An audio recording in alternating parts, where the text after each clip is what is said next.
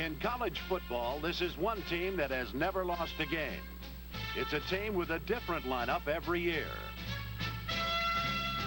It is a team that never suits up, but a team whose roster lists more record-setting performers than any team anywhere.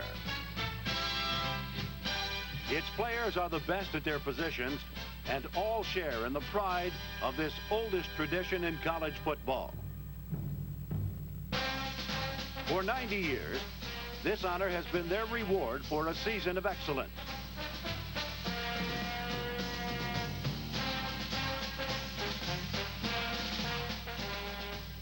For they are the finest 22 players in college football, the 1979 All-America football team.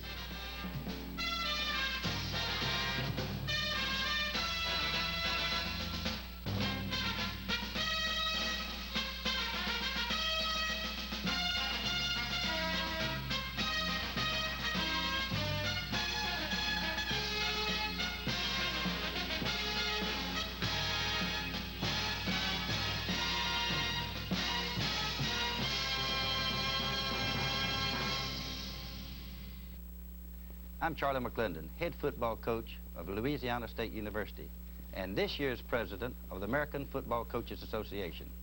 In my 17 years at LSU, I've had the satisfaction of coaching 11 Kodak All-Americans, and I personally know what this honor means to a young man. It is now my pleasure to introduce the finest collegiate players of 1979, the Kodak All-America football team. Set! 55! 15-10! He barks the signals and calls the plays. Weak, bootleg right off 27. Set! It may be an airstrike on a simple down and in. Or he may lead the charge himself. Get him, Wally! He's the quarterback. In a game of inches, he knows the bitter frustration of a near miss. But when the ball is on target, he savors the sweet taste of success. 1979 was a year of great quarterbacks, and sophomore Art Schleister of Ohio State proved to be one of the greatest as he led the Buckeyes to a Rose Bowl berth. Senior Paul McDonald of Southern Cal directed the Trojans to an undefeated regular season. Only a junior, Mark Herman, took over as Purdue's all-time leading passer, topping the records of Len Dawson, Mike Phipps, and Bob Greasy.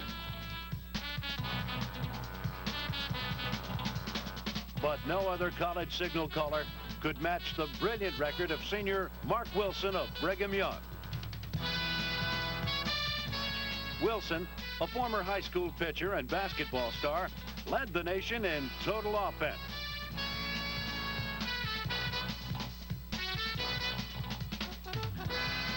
He threw for over 3,700 yards, an NCAA record, and fired 29 touchdown passes, more than any other college quarterback.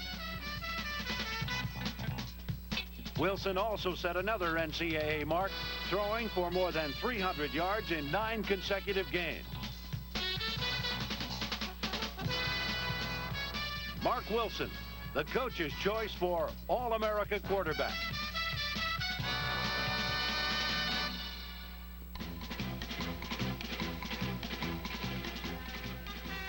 The receivers, super talented specialists with fancy moves and lightning speed. Good hands are a basic requirement, but it's total concentration that separates the good from the best. And this year's All-American selections are in a class by themselves. Senior Junior Miller of Nebraska has the size and speed for a premier tight end. An all-state basketball player in high school, Junior made the transition to football at the urging of his coach. At first, it was depressing, because I was sitting on the bench and wasn't getting enough action, and I didn't think I could make it. And I was going to quit, but he talked me out to it coming in again, so I stuck with it. As a Cornhusker, Junior saw plenty of action. Playing a key role in Nebraska's 1979 Cotton Bowl season, Miller has become the most prolific tight end in Husker history.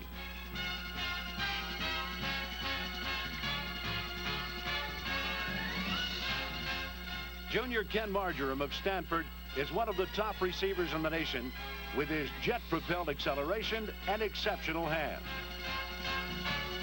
The most memorable highlight in number 28 season was his all-around play against USC, including a clutch touchdown reception, earning Stanford a thrilling tie with the unbeaten Trojans. Junior Miller and Ken Marjoram, both Kodak All-American. At Louisiana State University, football is an important mainstay, with Coach Charlie McClendon at the helm for the past 17 years. Under his tutelage, the Tigers appeared in 13 postseason bowl games. Come on, Jerry. It's in there tough, but it was right there, partner. Right where you want it, on the money.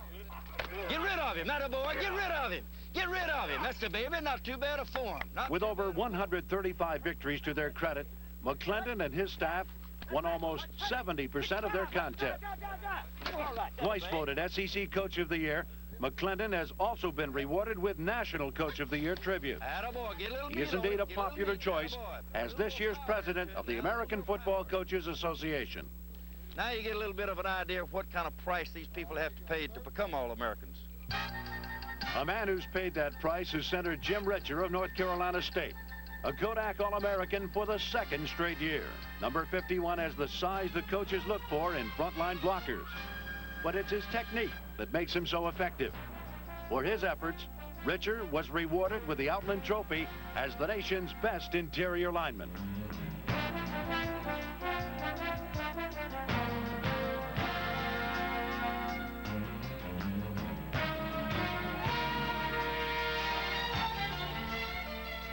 Strength is the key to success for senior Greg Colenda of Arkansas. Number 73 is the strongest player on the Razorback squad and uses his power most effectively, providing pass block protection for his quarterback.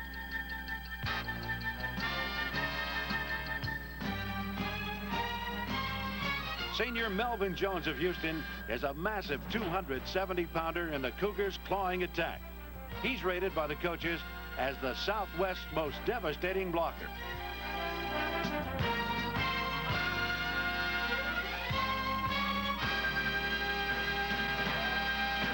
Winning is synonymous with Alabama football, and part of the responsibility rests in the hands of offensive tackle Jim Bunch. Number 63 was a key factor in Alabama's successful season as the Crimson Tide rolled to #1 ranking in the national polls. A highly motivated player, Bunch relies on strength and mobility for his superior performance.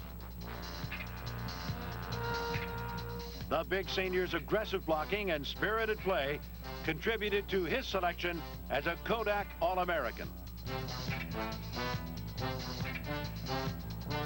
At USC, it's the linemen that help make the tailbacks great, and senior Brad Buddy fits Coach John Robinson's mold of the ideal player. My job for offensive lineman is on a given play to block the opposition to me, either a linebacker or a defensive tackle, according to the play. Hopefully, if I time up enough, you'll see Charlie White running down the field. Yet, as Buddy's wife Tammy suggests, there must be a streak of aggressiveness.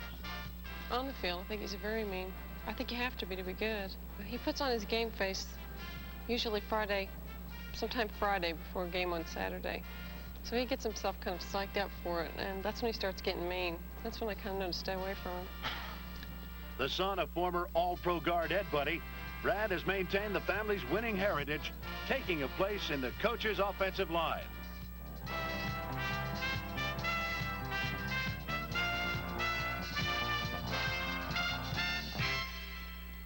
Each year, members of the coach's All-American squad are flown to a sunny Southland resort for a postseason vacation.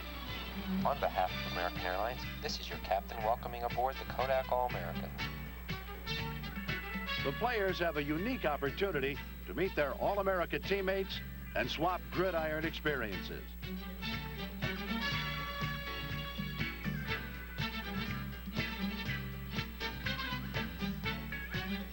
Their official duties are minimal, and they spend their leisure time sightseeing.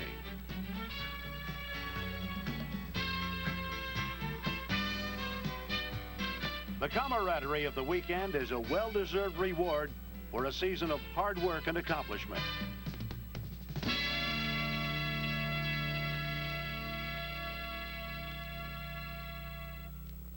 All right, now, let's show what we're going to do with the forearm.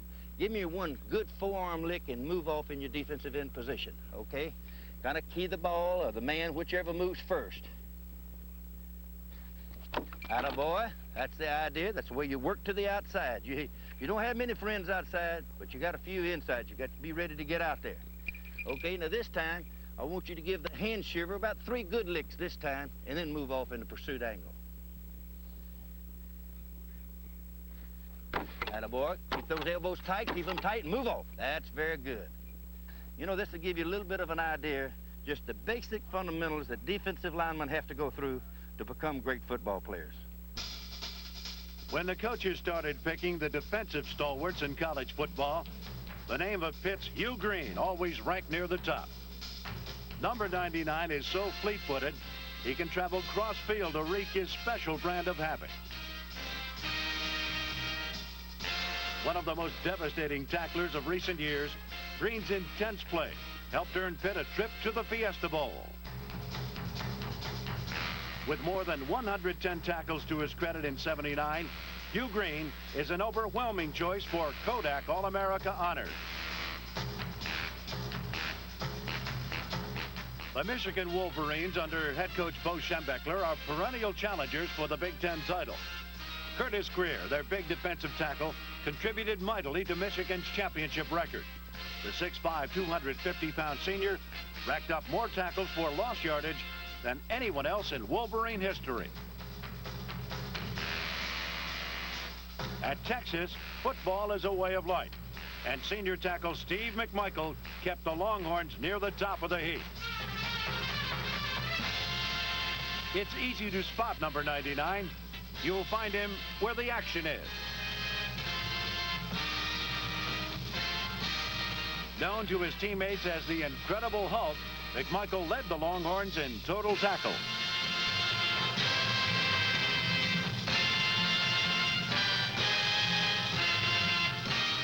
Steve knows no other way than to play each down as if it were the most important in the game.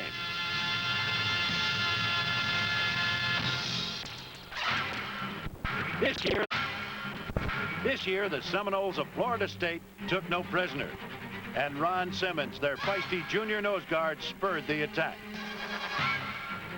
Number 50 was the main reason FSU remained undefeated in regular season play and ranked in the national top 5. With the wings of Mercury attached to his feet, Simmons was super quick at diagnosing the play and making the tackle.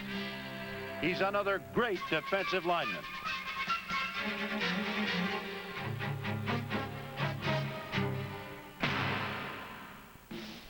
The Baylor Bears can drink to a great season this year with linebacker Mike Singletary as toastmaster. Described as the most intense player in the Southwest, number 63 averaged more than 17 tackles per game. Rugged and relentless, Mike holds Baylor's all-time tackling records, and he's quick to pick off any stray passes in his territory.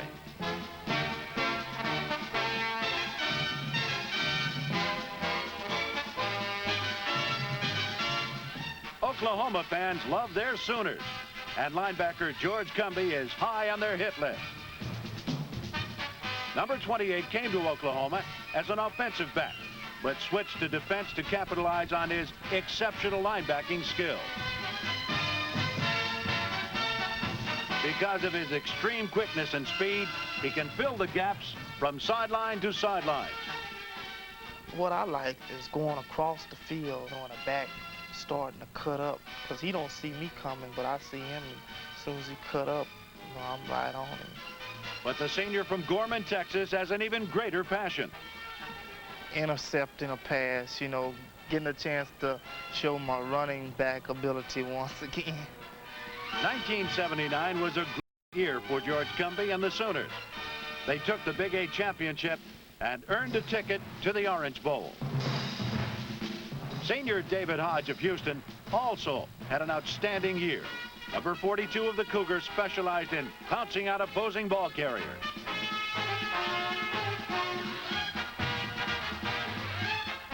And he could rise to the occasion when rival quarterbacks took to the air.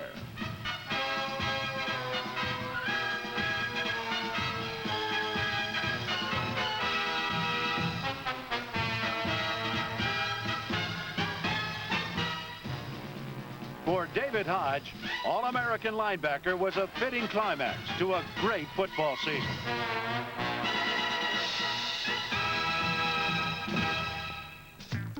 Down south in Tennessee, Coach Johnny Major's resurgent Volunteers rallied round their All-American defensive back number 14, Roland James. At 6'3", the Vol senior had the height to survey the secondary and pick off oncoming football. Yet he also had the quickness to sneak into the backfield on a blitz.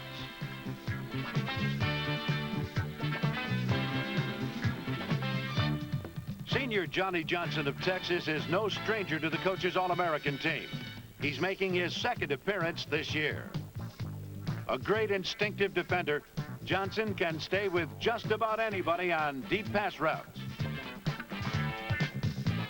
A sociology major, Johnny Johnson has started every game since his freshman year. He has the speed of a halfback and hits like a linebacker.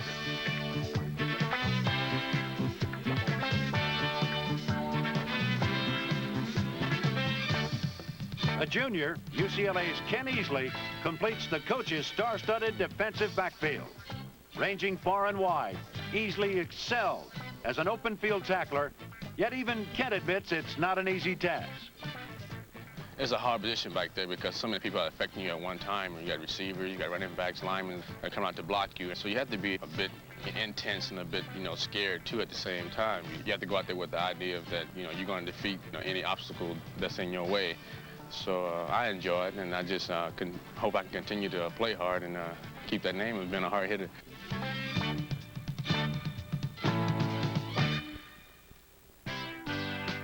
The crashing drums, the rhythmic beat, the screaming cheers, the stamping feet. In weather fair and weather foul, they make us scream, they make us howl. The cheerleaders, mascots, bands, and such add that special crowning touch.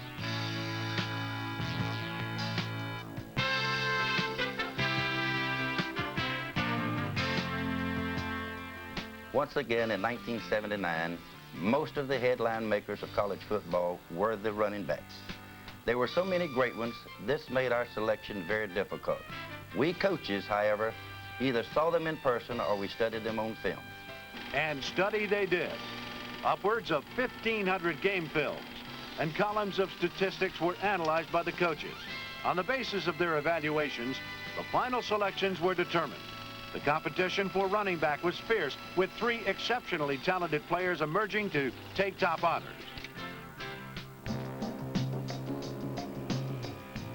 Vegas Ferguson of Notre Dame burst into national prominence in the '77 Cotton Bowl against the Longhorns of Texas.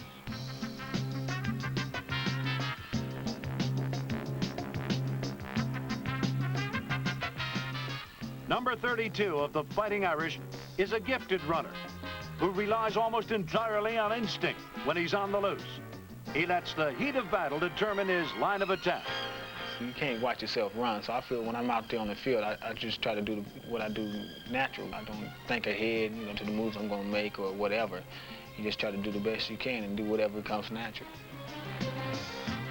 The senior from Richmond, Indiana, gained more yardage than any other runner in Irish history, topping the career totals of the Four Horsemen and even the legendary George Gitt. His selection as a Kodak All-American is the culmination of an unprecedented career at Notre Dame. An All-American is always thought of as a good player, and in that sense, I would like to be known, when I leave, as being a good player. And if, All-American kind of makes that, it kind of makes the whole 4 years here really worthwhile. Vegas Ferguson is proud of attaining All-American status. He has combined natural talent with hard work to take a place of honor among the outstanding running backs. Oklahoma has a proud tradition of great rushers, and among the greatest is Billy Sims. Billy is another two-time All-American with this year's selection. Winner of the 1978 Heisman Trophy, number 20, has been a valuable asset to the Sooner offense and Coach Barry Switzer. Having a superstar football player adds a tremendous dimension to any football team. Billy is the type of player that can make things happen. He can get something on his own. He can turn a bad play into a big play. And all the great players have this innate ability to do those things. The Greg Pruitts, the Joe Washingtons, the superstar players we've had in the past were the same type of player. Billy Sims is that same mold. Sims has it all: size, strength, quickness, and dazzling moves. He can run from either the wishbone or the I formation with equal success. But Billy is quick to offer praise to his offensive line for contributing to his accomplishments. The lines, the guys up front, really what makes a running back. I don't think a running back can be really an outstanding running back if he doesn't have the material and the people who can open up the holes for him up front. Once those holes are open, the senior from Hooks, Texas takes off like a rocket.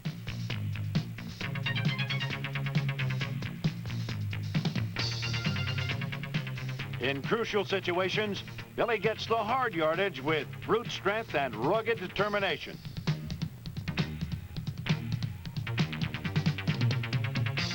In 1979, Billy became the NCAA all-time yards per carry leader, averaging just over 7 yards.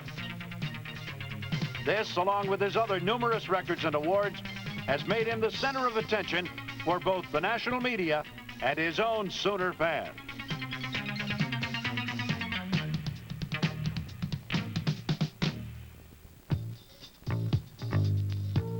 Pretty girls are a vital part of the legend at the University of Southern California. So are great tailbacks, and two-time Kodak All-American Charles White is one of the best.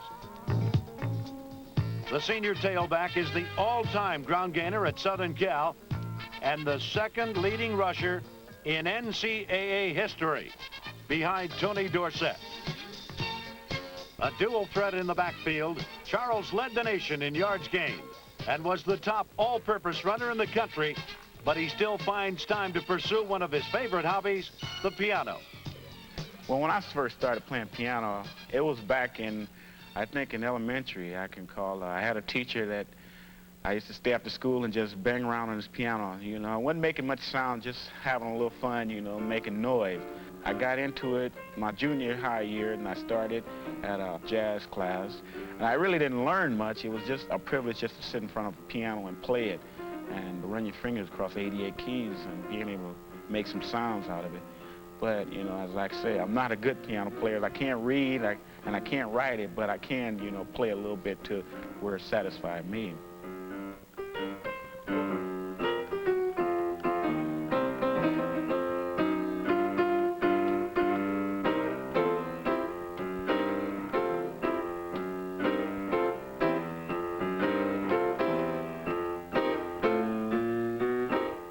White's running prowess has put him on the top of the list of extraordinary USC runners.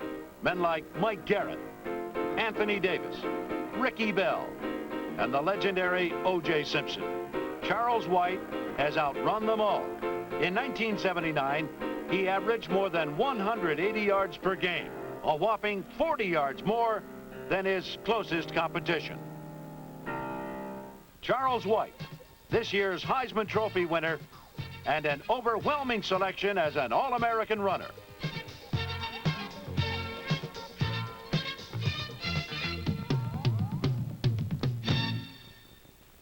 You've seen the finest college football players of 1979. Each one has worked long and hard to achieve this special honor.